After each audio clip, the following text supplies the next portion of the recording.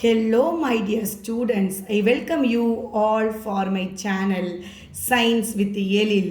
இன்னைக்கு நம்ம பார்க்க போகிறது கிளாஸ் 10 சிபிஎஸ்சியில் unit 1 chemical reactions and equations பற்றி தான் பார்க்க போகிறோம்.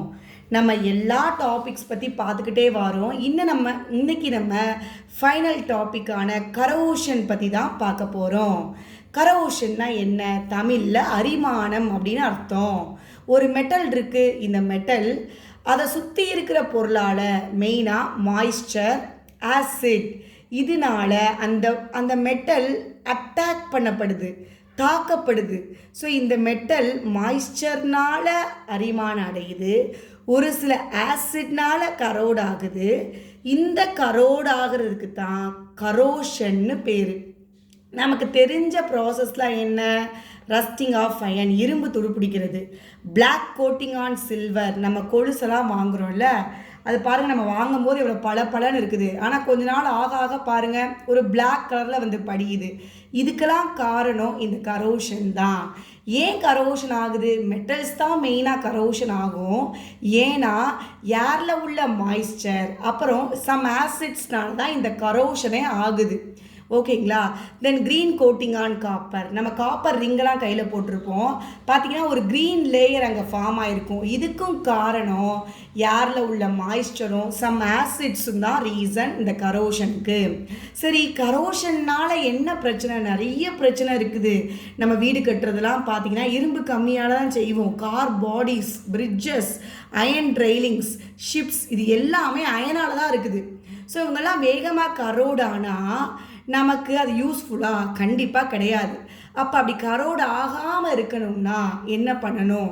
நிறைய விஷயம் இருக்குது. நம்ம வீட்டிலே பார்த்திங்கன்னா நம்ம இரும்பு ஜன்னல்லாம் வச்சுருப்பாங்க. என்ன செய்வாங்க? பெயிண்ட் அடிச்சிருவாங்க. இந்த பெயிண்டிங் மூலமாக அந்த பெயிண்ட் உறிஞ்சா தான் அங்கே போய் அயன் அட்டாக் பண்ணும் அந்த மாய்ஸ்சர்.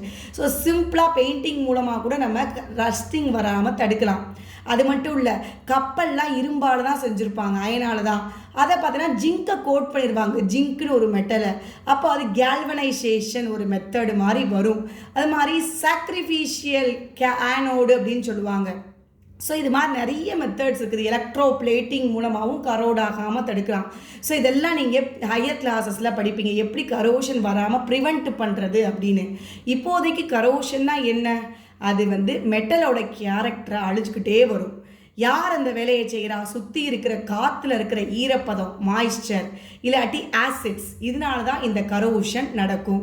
கரோஷனுக்கு என்னெல்லாம் example? Rusting of iron, black coating on silver, green coating of copper. Okay, so கரோஷனால் என்னெல்லாம் டேமேஜ் ஆகுது? கார் பாடிஸ் டேமேஜ் ஆகுது, பிரிட்ஜஸ் டேமேஜ் ஆகுது, ஷிப் டேமேஜ் ஆகுது. மெயினாக இந்த கரோஷன் யார்கிட்ட தான் நடக்கும்? மெட்டல்ஸ் தான் நடக்கும். எக்ஸ்பெஷலி அயன்னா ரொம்ப வேகமாக கரோஷன் நடக்கும்னு சொல்கிறாங்க. அதுக்கு நிறைய ப்ரிவென்ஷன் மெத்தட்ஸ் எல்லாம் நிறைய இருக்குது.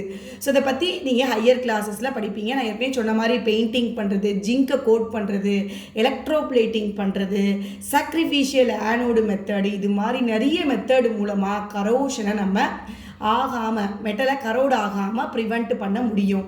நெக்ஸ்ட் டாபிக் நம்ம புக்கில் உள்ளது ரான்சிடிட்டி. What is rancidity? ரான்சிடிட்டினா ஒரு மாதிரி கெட்டுப்போன ஸ்மெல்லு, இல்லை கெட்டு போனது. இந்த ஃபேட் ஆயில்ஸ்லாம் இருக்குது பார்த்தீங்களா, இதெல்லாம் ஆக்சிடைஸ் ஆகி ரான்சிட் ஒரு பேட் ஸ்மெல்லை, டேஸ்டெல்லாம் சேஞ்ச் பண்ணிடுமா. இதைத்தான் ரான்சிடிட்டின்னு சொல்கிறாங்க. ஃபேட்ஸ் ஆயில் கெட்டு போகிறது. எதனால் கெட்டு போகுது? ஆக்சிடேஷன் நடக்கிறதுனால கெட்டு போகுது.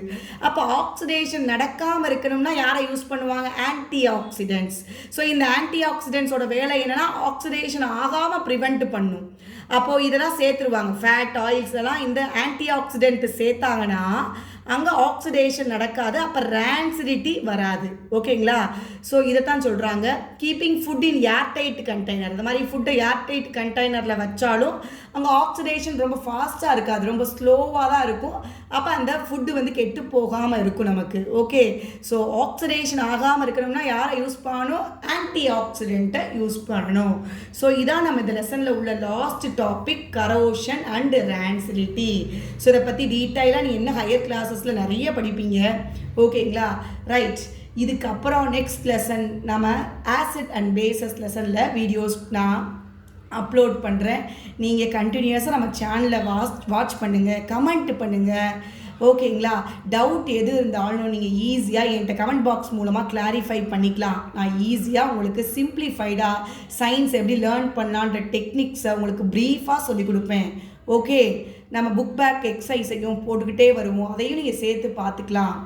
Okay, thank you. லைக் பண்ணுங்கள், கமெண்ட் பண்ணுங்கள், ஷேர் பண்ணுங்கள், சப்ஸ்கிரைப் பண்ணுங்கள். வேறு ஒரு வீடியோவில் வேகமாகவே பார்ப்போம். தேங்க்யூ.